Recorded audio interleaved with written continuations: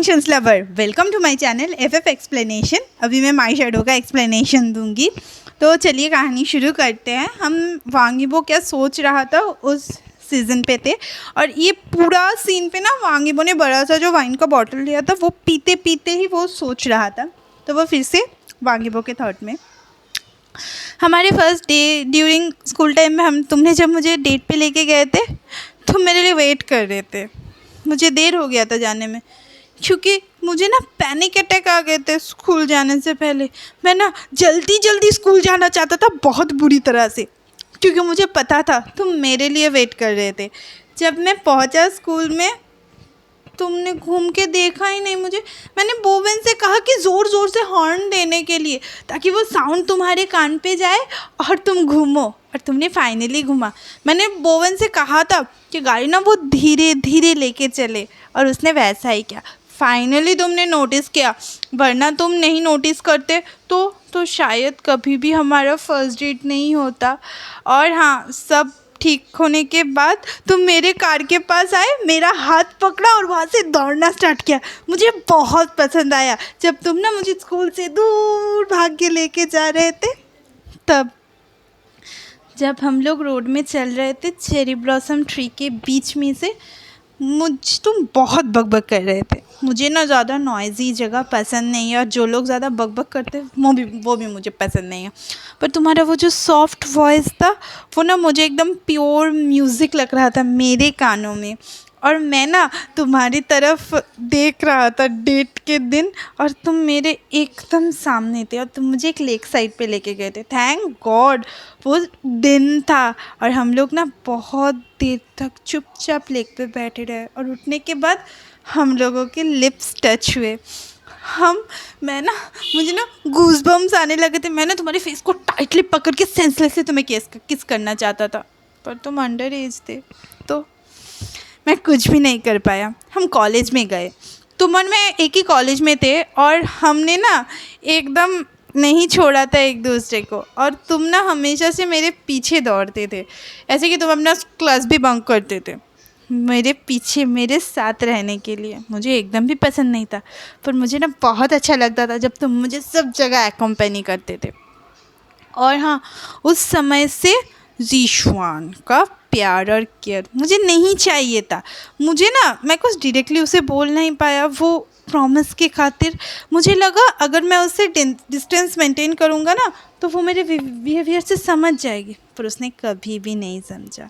क्योंकि मुझसे मेरे साथ जो हो रहा था ना, जो तुम मुझे सब दे रहे थे, वो केयर वो प्यार जो मुझे चाहिए था वो तुम मुझे दे रहे थे, और मैं समझता था। मेरे मॉम ने जब तुम्हें पहली बार देखा ना, वो समझ गए कि तुमने मेरे लिए मेरे रेमेडी हो, मेरे मेडिसिन हो। माँ हिसाब से ना वो सब कुछ पहले ही समझ जाती है। वो बहुत अच्छी है, और वो ना सबसे पहला सपोर्टर है हमारे रिलेशनशिप का। पर मेरा पहला सपोर्टर अभी ठीक नहीं है।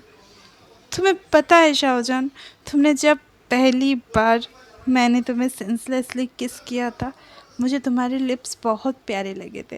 वो ना मुझको लगा था कि तुम्हारे लिप्स में बहुत सारी शुगर है, और मुझे वो सक करना बहुत पसंद था, बार बार सक करना। तुम्हें तो पता भी नहीं है कि वो ना कोई ड्रंक किस नहीं था।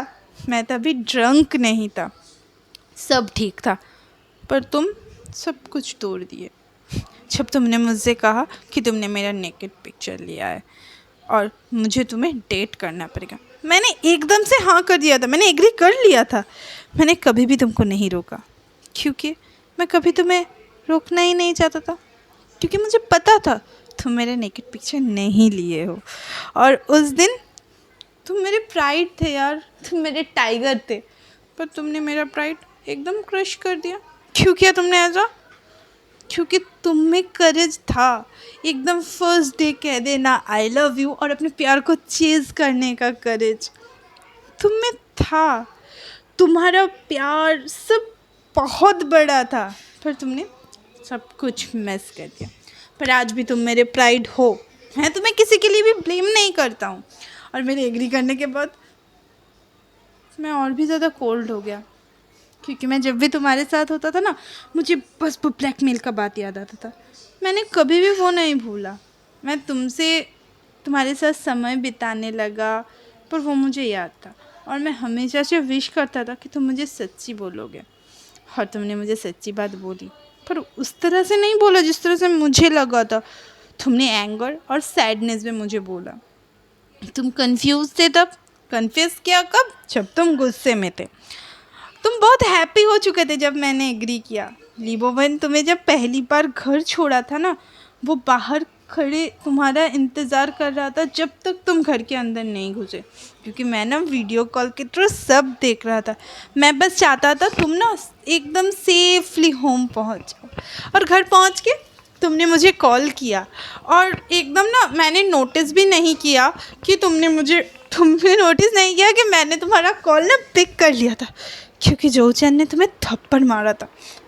वो साउंड मुझे एकदम भी नहीं पसंद, वो थप्पड़ का साउंड तुम्हारे गाल पे। वो सुनने के बाद ना मैंने अपना हाथ एकदम दीवार पे पंच मार दिया।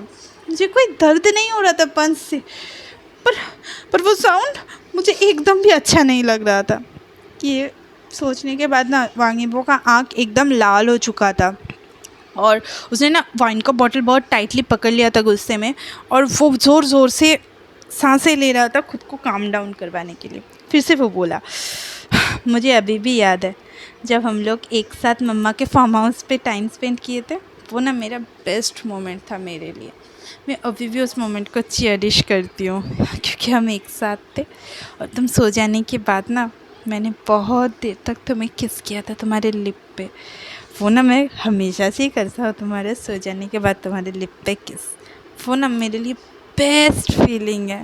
और हल्का सा एक स्माइल देता है। फार्म हाउस से तुम्हारे पापा तुम्हें दूर लेके चले गए। मुझे ना वो फीलिंग एकदम भी अच्छा नहीं लगा।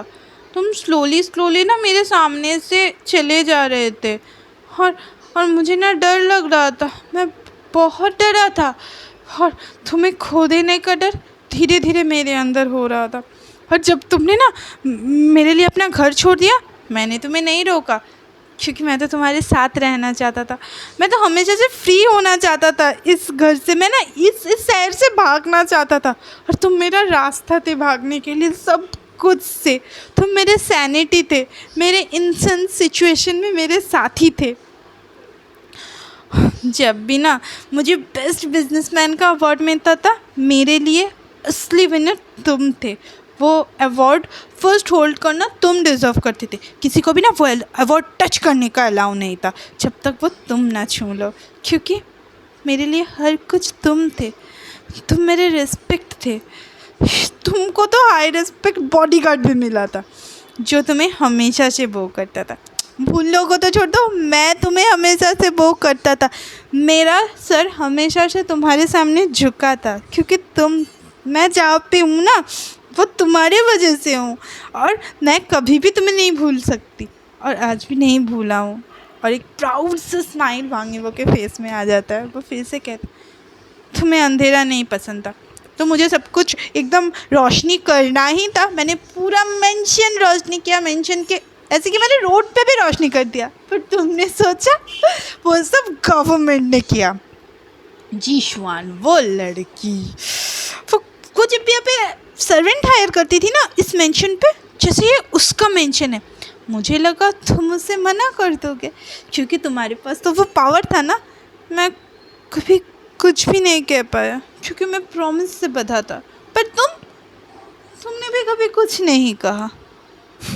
एक डिसअपॉइंटेड फेस के साथ वो कहा, जब भी वो तुम्हारे गार्डन के रोज़ को तोड़ती थी ना, मुझे एकदम भी अच्छा नहीं लगता था। मैं नहीं चाहता था तुम उसके साथ फाइट करो, क्योंकि कभी तो तुम अपने लिए खड़ा नहीं होते हो। और वो उसका मम्मी पापा वो अगर तुम्हें कुछ बुरा बोल देता, मैं तो तुम्हारे साथ नहीं खड़ा हो सकता था ना मेरे भाई के प्रॉमिस के लिए।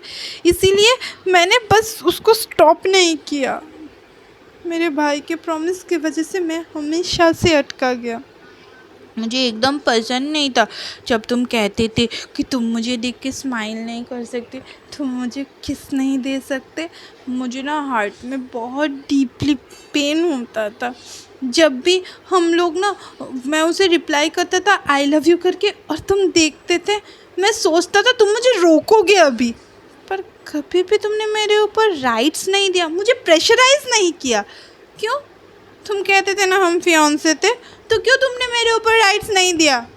कभी कभी ना मैं घर आता था रेड आई लेके, तुम्हें कभी नहीं पता होता था कि मैं क्यों रो रहा हूँ, पर मेरे आँख देख के, मेरा वॉइस सुन के तुम इमीडिएटली समझ जाते थे कि मैं रोआ हूँ। मैंने कभी भी नहीं कहा तुमसे कि मैं रोआ हूँ। पता है क्यों रोता था? मेरे डैड के एक्यूजेशन की वजह से मैं रोता था। मैंने कभी भी तुमसे कुछ एक्सप्लेन नहीं किया, क्योंकि मैं नहीं चाहता था तुम सोचो कि मैं एक मर्डरर हूँ। तुम सोचोगे मेरे पापा क्यों मुझसे इस तरह से बिहेव करते हैं। मैंने कभी तुमसे एक्सप्लेन नहीं किया। शायद फ्यूचर में मैं तुमसे एक्सप्लेन नहीं करूँगा। इस बड़े से मेंशन पे सब कुछ, सारे product, design, office design, car, private jet, सब कुछ तुम्हारे चॉइसेस का था।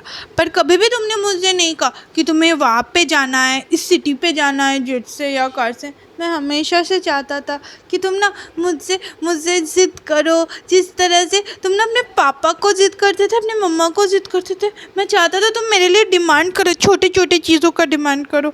मैं ना सब कुछ तुम्हारे लिए करना चाहता था। मेरा टाइम, मेरा मनी सब तुम्हारा है, सब तुम्हारा ही रहेगा, सब तुम्हारा है। मैं सोचता हूँ कि तुमने क्यों कभी भी मेरे पास किसी भी चीज़ का क्यों ज़िद नहीं किया।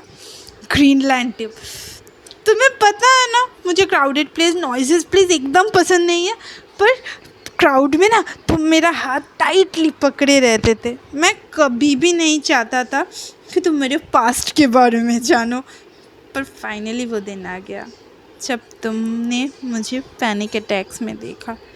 मेरा भाई ना 2nd फ्लोर से रात को एक लेक पे गिर के मर गया था, और तुमने मुझे वहाँ उस लेक पे लेके गए। तो बहुत डार्क था, और जब तुमने मुझे पैनिक अटैक में देखा, तुम वहाँ पे थे मेरे लिए, और फाइनली तुम्हें समझ में आया कि तुम मुझे आधा ही जानते हो। फिर रेस्टोरेंट में क्यों? तुम्हारे नाम पे था, वो शॉप तुम्हारे नाम पे था, फिर तुम्हें कभी कुछ पता नहीं चला। मैं अभी भी सोचता हूँ कि रीज़न क्या है तुम्हारे काम करने का।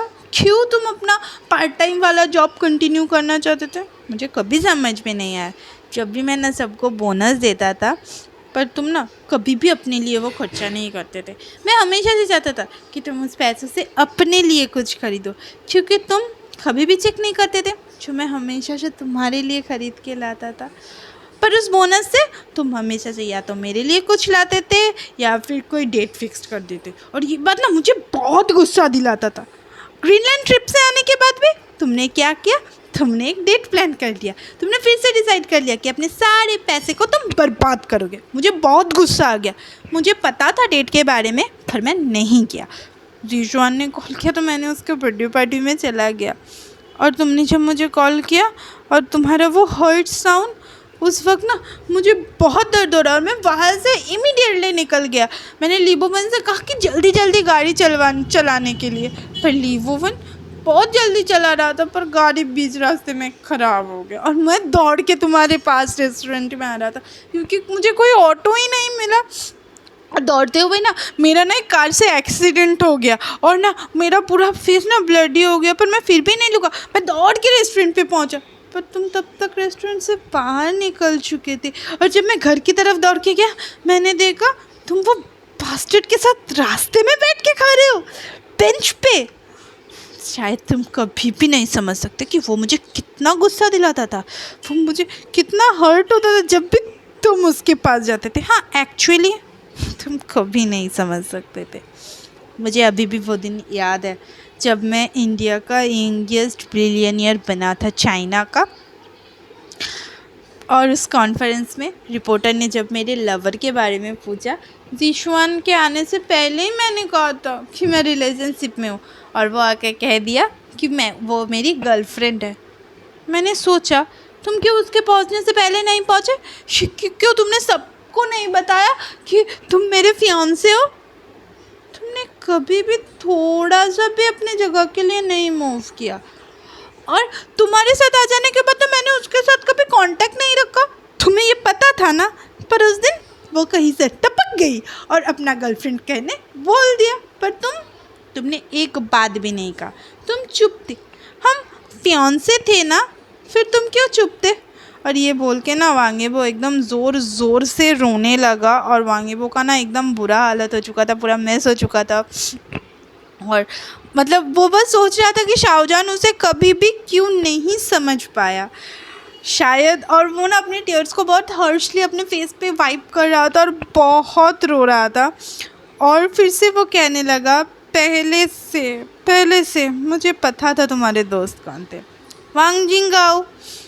वो तो हमेशा बचपन से तुम्हारे पीछे था, पर तुमने कभी भी उसको नोटिस नहीं किया, क्योंकि तुम हमेशा मुझसे प्यार करते थे और मुझे ना इससे बहुत हैप्पी था।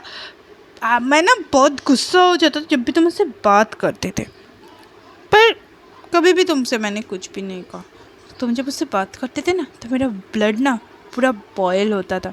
मुझे कभी नहीं पसंद था जब तुम मुझे कुछ मिनट के लिए छोड़ के चले जाते थे, क्योंकि वो ना मुझे बहुत हर्ट करता था। मैंने कभी एक्सप्रेस नहीं कर पाया। मुझे अभी भी वो दिन याद है, जीशवान ने हाउस पार्टी पे मुझे लेके गई। उसने ना सब कुछ फ्रेम कर दिया था, पर तुमने कुछ प्रोटेस्ट ही नहीं किया। तुमने कुछ भी नहीं कहा उस दिन। तुमने तो वो सूट बॉक्स भी ओपन नहीं किया था। तुम्हें पता है, मैं ना चाहता था, जब मैं आया था तब मैं चाहता था वो सूट पहन के तुम मेरे साथ पार्टी में चलो और सबको कहो कि तुम मेरे फियांसे हो, पर तुमने कभी भी कुछ ऐसा नहीं किया। मैं ना कभी कभी सोचता हूँ तुमने मुझे ब्लैकमेल ही क्यों किया था जब तुम्हें मुझे अपना क्लेम ही नहीं करना था। और ये वाला बात बोल के ना वांगीबो को फेस देख के पता चल रहा था कि वो डिसअपॉइंटेड है। और आज की कहानी मैं यहीं पे ख़त्म करती हूँ। बाकी का जो वांगीबो का सोच है वो हम कल देखेंगे, और शायद कल का एक और पार्ट बनेगा ये माई शैडो का, और अभी तक के अपडेट के हिसाब से ये लास्ट पार्ट होगा। उसके बाद मैंने सोचा था कि मैं लैकेंस किंग वांगीबो मतलब लैकेंस किंग ओमेगा मेट के साथ एक और नया फैनफिक्शन स्टार्ट करूँगी, पर लैकेंस किंग ओमेगा मेट का फर्स्ट पार्ट छोड़ते आप सबने मुझसे कहा कि ऑलरेडी ये कोई छोड़ रहा है, तो मैं इस कहानी फैनफिक्शन को और आगे नहीं बढ़ाऊँगी। मैं लैकेंस किंग का और भी कोई पार्ट नहीं लाऊँगी। तो मैं क्या करूँगी, मैं जो दूसरा फैनफिक्शन है वो इसके साथ इसके साथ दूसरा वाला जो कल जो आएगा, एक नया वाला फ़ैन आएगा, ईज़ान फ़ैन ही आएगा, और उसके साथ मैं एक और ओमेगा वाला फ़ैन पढ़ रही हूँ। उसके ऑथर को मैंने लिखा है कि ऑथर मुझे प्लीज़ दे, मतलब ऑथर का परमिशन नहीं मिलेगा तो मैं नहीं छोड़ सकती। ऑथर अगर परमिशन दे देता है तो वो वाले मॉडर्न फ़ैन के साथ साथ मैं ये वाला ऑथर का जो है वो ओमेगा वाला जो मैं पढ़ रही हूँ वो वाला भी मैं छोड़ूंगी। पर हाँ, प्लीज़ मैं रिक्वेस्ट करूँगी कि लैकेंस किंग ओमेगा मेट आप लोग पढ़े, क्योंकि वो ना, ये पहली बात, ये ऑथर मेरी बहुत फेवरेट है। सेकेंड ऑफ ऑल, इस ऑथर के सारे लिखे हुए कहानी में से ना लैकेंस किंग ओमेगा मेट मेरा सबसे फेवरेट है। तो प्लीज़ पढ़िए। और हाँ, चलिए मेरे चैनल को लाइक कीजिए, शेयर कीजिए, सब्सक्राइब कीजिए। Okay, bye.